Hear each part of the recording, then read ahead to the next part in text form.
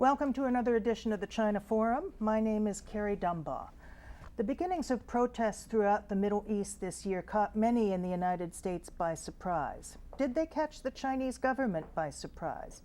And what do the protests mean for China's domestic, political, and economic situation? What are the implications? Those questions and more will be answered for us by our two guests today in the studio. Sitting immediately to my left is Andrew Scobell, senior political analyst scientist, at RAND. And next to him, Murray Scott Tanner, known as Scott to his friends, from CNA. Welcome to the China Forum. Thank you for being with us today. Pleasure is ours. Scott, I will start with you. Were Chinese leaders caught off guard by the protests? Carrie, if you look at the way that their leaders and their media responded to the protests, it's very clear they were caught off guard just as badly as we were. I remember looking at some of the first reports in the official Chinese media about the Egyptian protests, and in retrospect, they're almost funny. They were detached, almost sympathetic to the motives of the protesters, no hint of fear on the Chinese part. And in fact, they even cited some of the complaints about the Egyptian government's human rights record, and in doing so, cited the materials of Amnesty International. I dare say none of the three of us have ever seen the Chinese media positively cite Amnesty International before. So they were clearly caught off guard. As it became clear that the protests were becoming more of a threat and that they were expanding, did that kind of positive coverage continue, or did the Chinese media change the extent of their coverage or how they were covering the protests? I don't think I've been following it quite as closely as Scott has. Well, they turned very quickly on a dime on this as soon as it became clear that there really was a danger to the Egyptian government. And shortly after that, we began to see the Chinese government trying to put out a message that unrest of this sort was not to be encouraged, and also distancing itself as a regime from the problems of the Egyptian government, trying in subtle ways to make clear that its own people and other people around the world understood China didn't support that type of protest. But in any case, this sort of thing has nothing to do with us. The problems of the Egyptian government are not our problems. How much of the reportage has been available to the average Chinese citizen? You read in press accounts here that the internet is being blocked, that the word Egypt is being blocked. Are Chinese citizens able to follow developments? At first, I'm not sure that they were. I'm not sure how much coverage they gave. After I think they got their stride and got the type of two-pronged message I just mentioned to you, yes, there's been a good deal of coverage for the average Chinese to follow. And it continues to try to harp on how much pain and dislocation these protests are causing for the average Egyptian or average Libyan citizen. For example, they were very fond of mentioning that prisoners in Egypt had gotten out of prisons and were now running around the street, the sort of thing that is intended to create fear in the minds of the average Chinese citizen. And of course, there are obvious parallels with China in 1989. The occupation, peaceful occupation of a central square, demands on the government. I don't think the demonstrators in 1989 ever asked. Well, they did ask Li Peng this. Well, did they? I don't know if they specifically asked demanded that any individual leader step down, but there were clear parallels, and I'm sure some of that was not lost on Chinese leaders and ordinary Chinese people. And of course, a key dynamic here was the role of the army. And of course, in the Chinese case, initial restraint or prolonged restraint, and then the eventual crackdown. In the Egyptian case, some brutality, but general restraint, and most significantly, the army seemed to switch sides or at least desert Mubarak. And that must have sent shivers down the spine of Hu Jintao and other Chinese leaders. I'll put this question to both of you. For a number of years, there have been recurring protests in China of some dimension or another, often for honoring a contract or landlord-tenant disputes or protests about corrupt officials. Our Chinese statistics themselves, I think the figure is 90,000 in 1 year of protests, official statistics. These are smaller, contained protests. What kind of challenges, given that this dynamic is going on in China, what kind of challenges domestically in China does news of the Middle East protests or other protests like those create for Chinese leaders?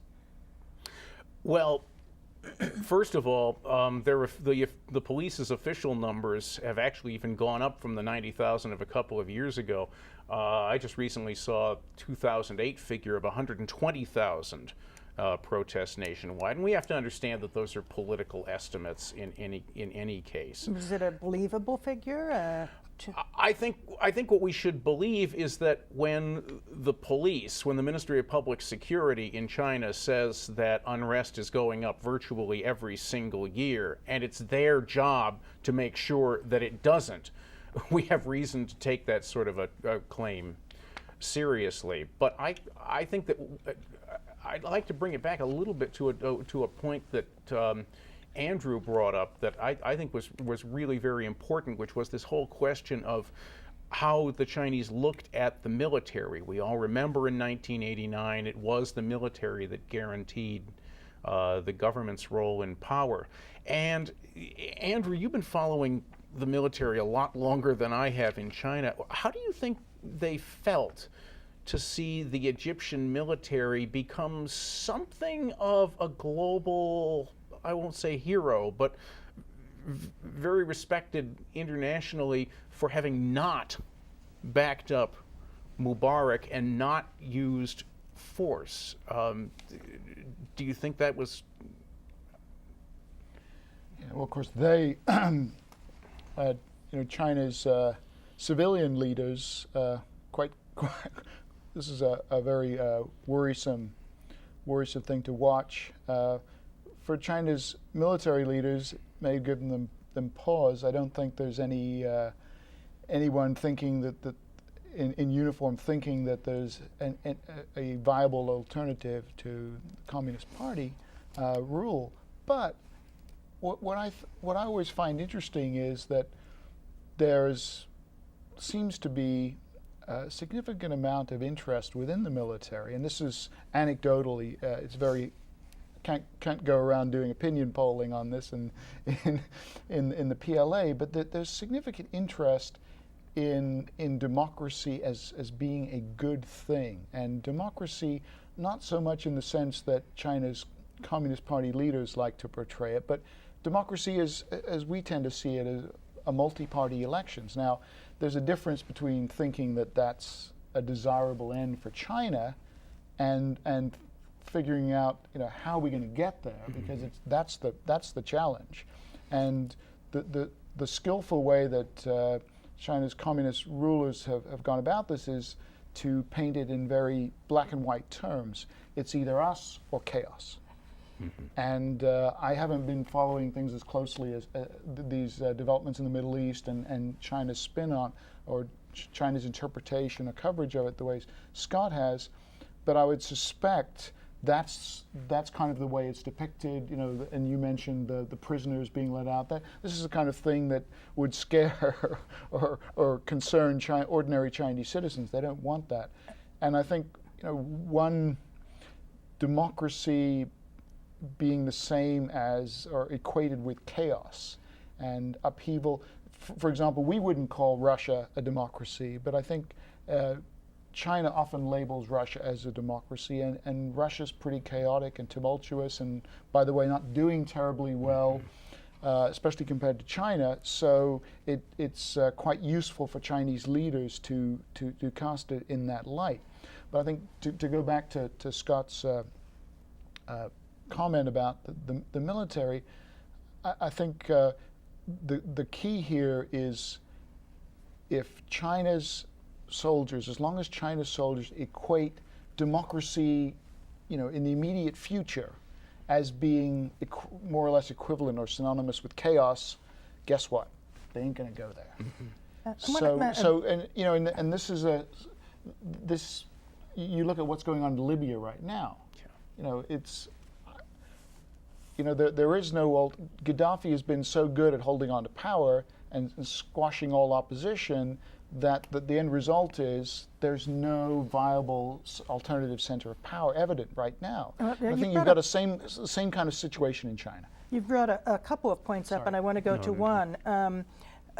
When you started off talking about the role of the military. Now, in China, the role of the military it's the party's army. Is that not right? I don't know if we can, I can't answer what the role of the military is in Egypt. Is it the Mubarak army? I mean, maybe that would be a difference. I don't know. I'm not sure. I wouldn't dare try to characterize the Egyptian army. My point is that the army in China is perhaps the reason that they protected the party in power is for that reason.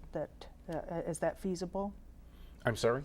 Perhaps the reason the army guaranteed the party's continuing rule is because they are the party's army. That is that something? I mean, you were trying to make a difference between that and the role of the army. You're talking about 1989. Yes. I think you're both old friends. I think you both know I had the misfortune to be in Beijing throughout the spring of 1989 and to watch all of this. I'd just be guessing. Andrew has done serious research on Tiananmen and the military's role there. But I think being the party's army is part of it, and thinking that the party is going to be ultimately the source of a stable, prosperous, proud future for China. But also, I agree with the point that Andrew's just made, that the party's been very effective at painting the choice between continue with us with all our flaws or chaos. And you've seen this. I think it's okay to mention that we're taping today on March 2nd. You've seen this just in the last couple of days in Chinese coverage of what's going on in Libya. And a theme that they've been hammering away on. Some of their correspondents for the Chinese news agency have been allowed into Tripoli. And they're sending out reports about everything's fine in Tripoli, smooth going, the restaurants are open, people are relaxed, peaceful, easygoing. Outside Tripoli, outside the area controlled by Gaddafi, chaos, violence. Look what they did to our people, the Chinese oil workers and railroad workers in other parts of the country. And they really are trying very hard to use that. So I think that they're trying to use this situation to reinforce messages of the type that Andrew's talked about, the us or chaos.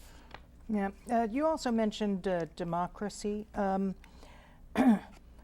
There have been calls in China, including by Wen Jiabao, that for more of a, how do you call it, a participatory system of government, if not democratic, then at least more accountability, more transparency. Do you see the party in China as being moving even more in that direction in response to the Middle East protests?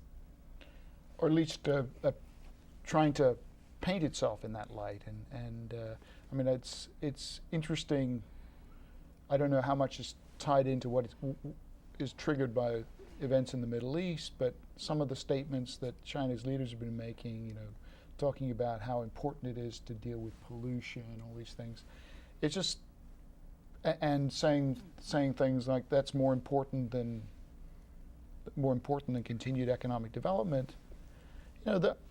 Frankly, I find them surprising, those kinds of statements surprising, and we know that there's a lot of dissatisfaction in China over issues like of pollution and environmental degradation. So I'm not surprised. I wouldn't be surprised if that's tied into that. But here's an interesting point.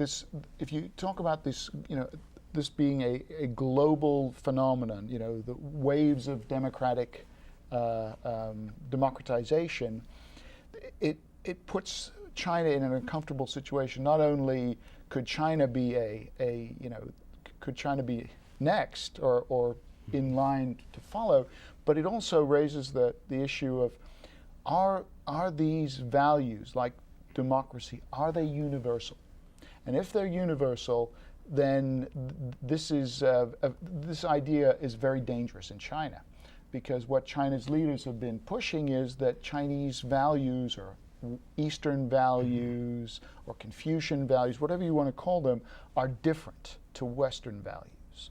And this is about China's right to develop its own, pursue its own destiny, its own path, building on its strong cultural, its own civilizational values and so on, and so to the degree that China's or the